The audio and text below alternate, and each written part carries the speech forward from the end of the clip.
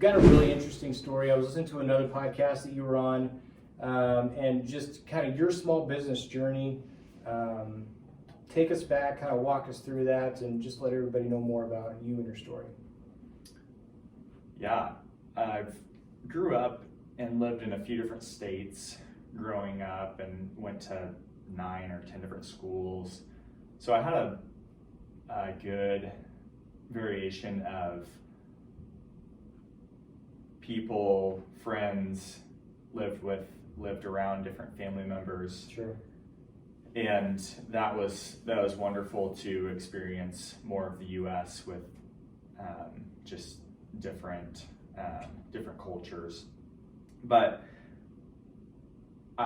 my biggest blessing with starting this business is that my family I have 13 different family members that have their own small business. Oh, wow. So it's been a huge blessing because I grew up and that was more of the norm versus a job being the norm. Sure. A lot of them are in real estate, whether that's single family home rentals or mobile homes, Sure. mobile home lots, Yep. sales. And so growing up, I thought that was really neat. I had different businesses with selling things on eBay, Yeah. buying and selling terrible cars that broke down. Yeah. Lawn mowing, detasseling, lots of different jobs and businesses.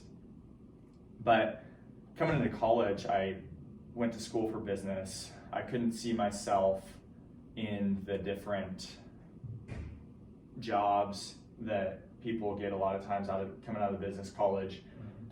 I found out there was an entrepreneurship program, and I went through that, the University of Nebraska Lincoln's entrepreneurship program. Okay. And my junior year, I took all the classes that they had. Yeah. And then I found out that there was another entrepreneurship program. It's called the Engler Agribusiness Entrepreneurship Program, or just Engler. Not sure what it goes by. But that, after my junior year, and I took all of the first program's classes, I went and visited some family on the East Coast. Okay. And they have their own business, or a couple different businesses that they're working in or they own. And I gave them these 3 or 4 different ideas that I had coming out of these classes where Yeah. I was the leader of each little group, and in each group there were different businesses that you were supposed to work with. And some of the classes were marketing, some were focused on finance or business plan. Yeah. But I was the leader and I had 4 different businesses, and I really actually wanted to start something. Yeah. And soon. So I went to the East Coast and visited family, and I was telling them about the different ideas, and one of them stuck out. It was an entertainment trailer. So it's like a small bumper pull trailer that you pull behind a pickup, and then I was going to renovate. It's actually a concession trailer, concession stand, where the side might open up. Oh, okay. And I was going to renovate that, and where the side that opens up was, you can build an inset area for a TV and speakers, sound system, and then you can have a countertop that folds down, and that can be a food prep area. Nice. And then a grill that swings around the back. But in the front part of the trailer, I would have a bathroom, because everyone knows that as you're tailgating, you use the bathroom a lot. Yeah. And I was talking. Sounds like a mobile man cave is what it sounds Yeah, like. absolutely. Yeah. Yeah. Go ahead. Sorry. I've yet to do that. We need to rent out entertainment trailers. Yeah. Yeah, absolutely. But when I was visiting, I was telling my family the different ideas, and they had actually done business with a portable restroom company owner, a couple of them, and they had some of these restroom trailers, which were the bumper pull style, similar style of the entertainment trailer. Okay. But it's just bathrooms.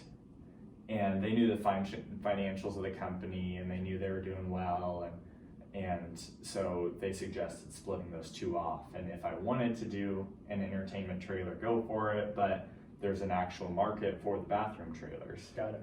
So I was there for 10 days, and I was talking to my Uncle Tim about it the whole time. He's a cricket farmer up there, raises Okay. millions of crickets a month. Really? Yes. Yeah, they're very very interesting people and good at what they do.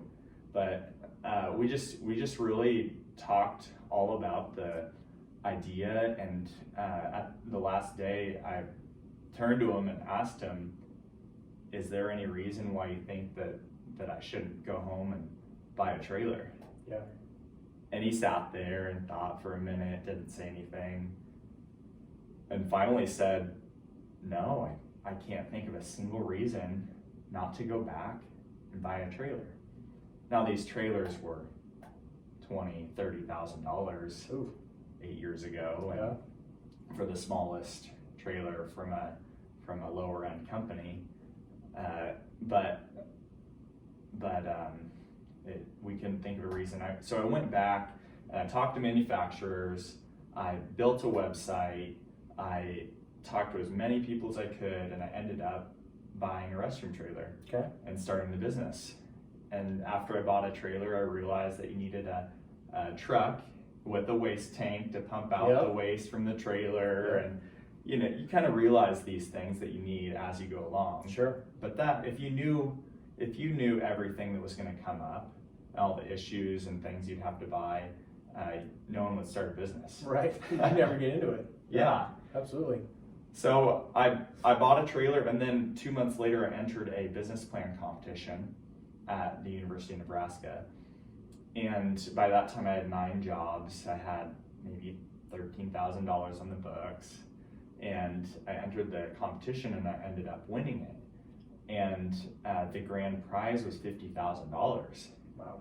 So that in addition to my other financing was a huge kickstart to my business. So skip forward to today, we have 36 trailers, and we just put in another order for 18 more. So we'll have 54 trailers by the end of the year, and 10 trucks, 9 employees, 3 locations, 1 in Lincoln, 1 in Omaha, and 1 in Kansas City. Okay. And then next year we're looking at opening 2 to 3 more locations. Wow. Congratulations, that's awesome.